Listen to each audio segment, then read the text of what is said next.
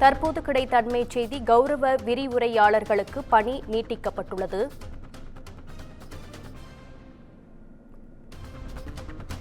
அரசு கலை மற்றும் அறிவியல் கல்லூரிகளில் பணிபுரியும் 5699 கௌரவ விரிவுரையாளர்களுக்கு பணியானது நீட்டிக்கப்பட்டுள்ளது.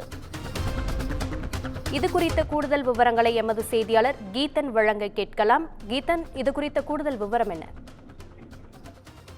தமிழகத்தில் உள்ள அந்த 164 அரசு கலை மற்றும் அறிவியல் கல்லூரிகளில் அந்த கௌரவ விரிவுரையாளர்கள் தொகுப்பூதிய அடிப்படையில் பணிபுரிந்து வருகின்றனர். இவர்களுக்கான அந்த தொகுப்பூதியம் என்பது மாதம் 25,000 ரூபாய் வழங்கப்பட்டு வருகின்றது.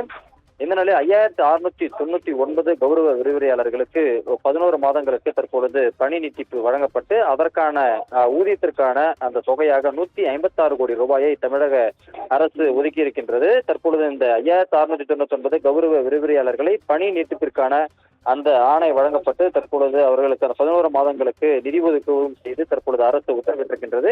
இதனைத் தொடர்ந்து அவர்கள் 11 மாதங்களுக்கு தொடர்ந்து தற்பொழுது அரசு கலை மற்றும் அறிவியல் கல்லூரிகளில் பணியாற்றுவார்கள். அவர்களுக்கு தொகுப்பூதிய அடிப்படையில் மாதம் 25,000 ரூபாய் ஊதியமாக தொடர்ந்து வழங்கப்பட இருக்கின்றது. அதற்கான ஆணையை தற்பொழுது உயர்கல்வித்துறை வெளியிட்டிருக்கின்றது.